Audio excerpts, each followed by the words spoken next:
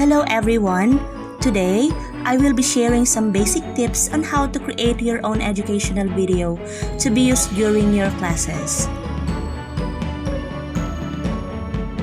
What makes a good video? The answer is surprisingly simple. A good video is a video that is enjoyed by its audience. Moreover, a good video may also entertain, leaves impact, informative, and interesting. In making videos, we should consider these things to make it viewer-friendly.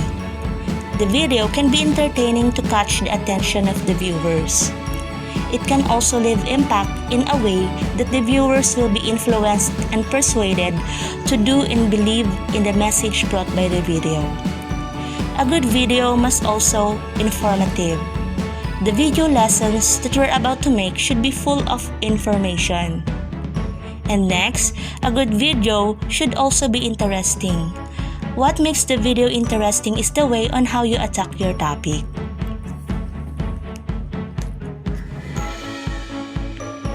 Educational videos have become an important part of education in this new normal, providing an important delivery tool in many blended, online, and TV-based classes. Effective use of video as an educational tool is enhanced when teachers consider three elements. Number 1. How to manage cognitive loads of the video. Cognitive load relates to the amount of information that the working memory can hold at one time.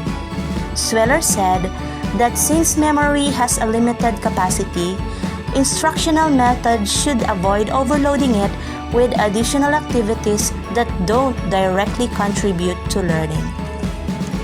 Number 2. How to maximize learners' engagement with the video. In order to make the viewing experience of learners more effective, the video lesson that you will use should suit to the learner's interests and needs. The content of the video, aside from being informative, can also be engaging. Put some part of the video where they can answer questions and do things while they are watching. Example, you can integrate group singing and dance to your lesson to make it even more interesting to them. Number 3. How to promote active learning from the video. In all educational videos, active learning is evident because the viewers learn from watching. But how to make your learners active while watching the video? Of course, by giving questions and instructions which allow them to do it by themselves even without you looking at them. By simply saying, ulitin natin, or maaari mo bang ulitin, or sagutin ang mga tanong, gawin natin ito. You are already promoting active learning to your learners. How do you plan a video content? First, outline your objectives. When making a video, it should be first thing first. You need to know exactly what you want to achieve with your video content. Then, understand your target audience. In making your video lesson, you need to evaluate first the competencies that you are going to use. The first step will give direction to you in starting your video. The objective will serve as your springboard in planning for your content. Next, you should focus on the core message. Focusing only on the topic will not only give you easier job in making your video, but will also help your viewers to manage their cognitive loads. Make your video lesson using 2 to 3 objectives only and save the other objectives on the next video. Moreover, plan for the specifics. A good script can help you decide on what to put on your video lesson. In doing so, you are giving your learners the opportunity to learn step by step progressively. And lastly, write a video production. Before starting your video, you need to know all the things that you are going to use, like the video clips, pictures, camera, editing apps, and so many more. To start the project, you need to plan and craft first your video production to make the job easier. If you want to produce a video as a team, this is also the right time to plan for it. How do I make my video interesting? Number 1. Get down to the level of your viewers. It is important to consider the age and level of understanding of your learners. Younger learners prefer more colorful and graphical images, while older learners are fine with videos without too much graphics. Number 2. Plan for the background. A good video background can make the video more appealing to viewers. Number 3. Use cutaways. Sometimes, there are part of the raw video that is needed to be cut before the final ending. You can also use cut and trim to capture only the part that you need while deleting the others. Number 4.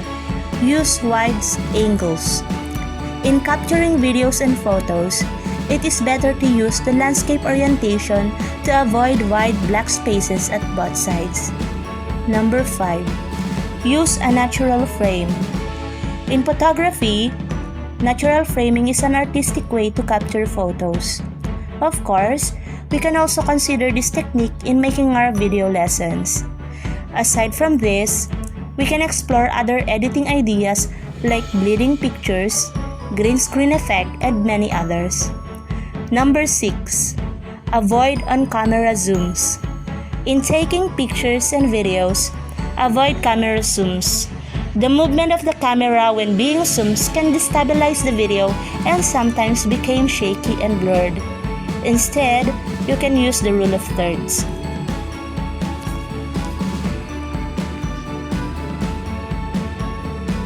How do I make a short educational video? Number 1. Choose objective from the MELC or ADMs and SLMs. Number 2. Make a simple outline or plan for your video. Number 3. Prepare your slides in PowerPoint presentation. Number 4.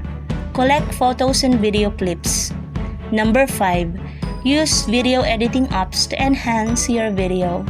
6. Select a storyboard template or start from scratch. Then, drag and drop photos and video clips right into your project. And number 7. Personalize your video. Quickly adjust colors, fonts, music, and more to customize video. Number 8. Enhance pictures and slides using editing apps. Number 9. Take videos in landscape format to capture broader background and avoid black corners. Number 10. Record voiceover for your ads on slides and photos. 11. Put video transitions and breaks. Number 12. Engage viewers by asking questions and activities. And 13. Create a storyline, include introductory message, motivation, and others. For more tutorial and educational videos, please visit my YouTube channel, Teacher Helen's Virtual Classroom.